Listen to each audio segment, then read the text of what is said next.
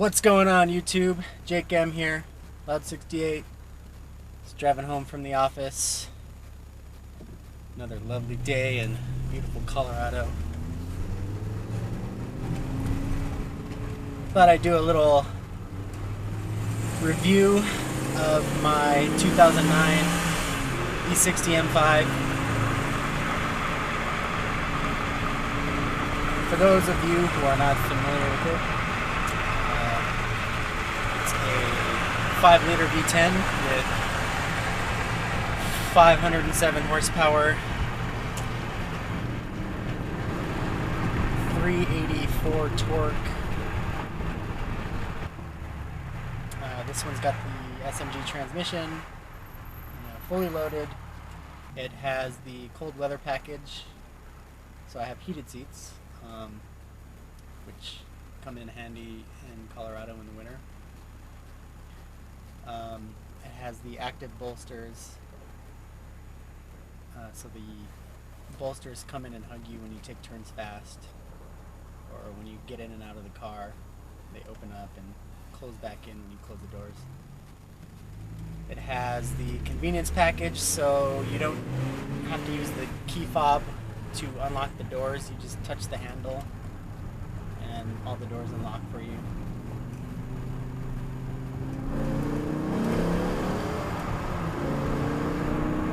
It has soft closed doors as well. The one thing that I'm kind of bummed that it doesn't have is backup camera, and I don't even know if it was an option on the E60 M5 or not. Obviously it is an option on all newer BMWs, but yeah, I don't think it was an option on the E60s.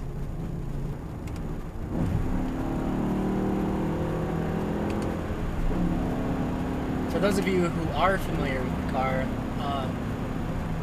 I'm sure you all have heard the horror stories of things that could go wrong and the expensive repair bill, what we BMW drivers call the M tax. And yeah, that's, it's all pretty much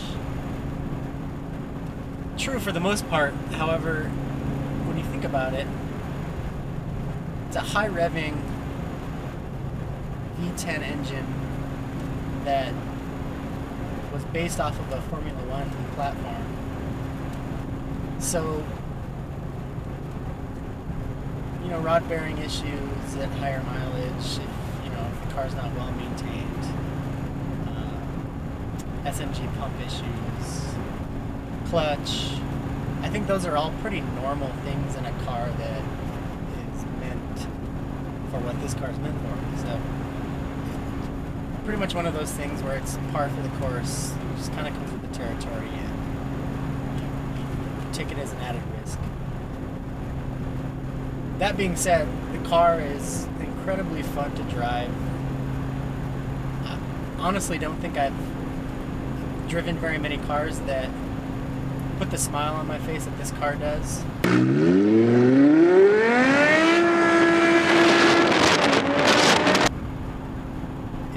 It's a 4,000-pound car, but it accelerates way faster than it should. It can take turns way harder, way faster than it should be able to. It's just a great, solid car, and it performs incredibly well. So like I said, I haven't driven very many cars that are this big of a pleasure to drive, that just kind of put that smile on your face. There's the Corvette Z06. Really fun car to drive, but it also feels like it's trying to kill you every time you get behind the wheel.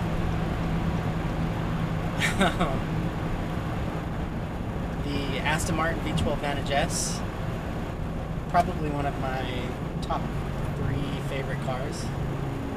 Blast to drive, lots of fun, incredibly nimble.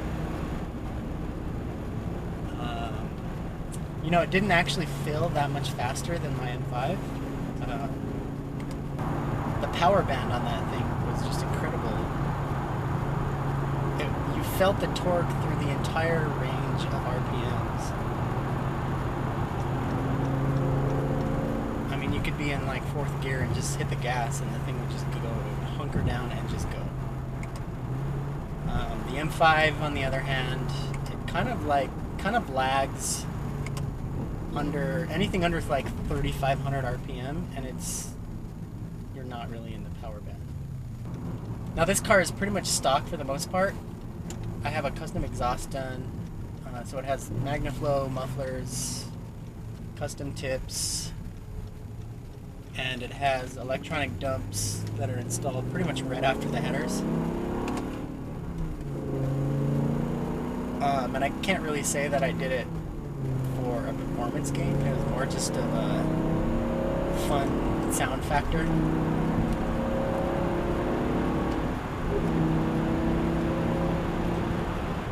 I mean, with the MagnaFlows, I probably gained a little bit of horsepower and maybe some torque, but really only due to the loss of weight. The stock mufflers are incredibly heavy. It's quad exhaust, obviously. So there was one for each tip, and each pair weighed probably 80 to 100 pounds. So just removing those alone probably saved me close to 80 pounds. So the MagnaFlow ones are super light. And sure, you know, having the dumps, I'd probably lose a little bit of back pressure when they're open. But whatever. Who cares about that? It's still fun. So I could open them up for you guys, let you hear what it sounds like a little bit. They're super loud on the lower RPMs, but once you get into the higher RPM range, they sound fantastic.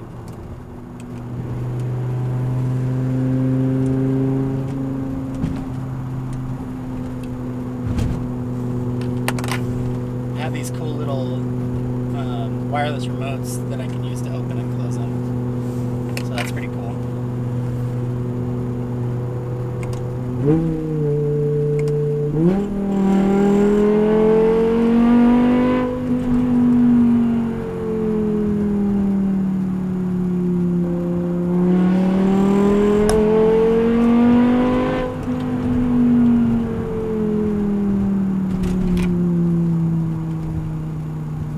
So that's just kind of a little taste.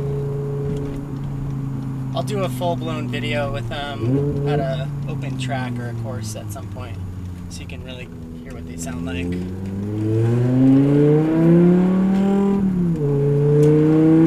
Because it's kind of hard to get on it in the city.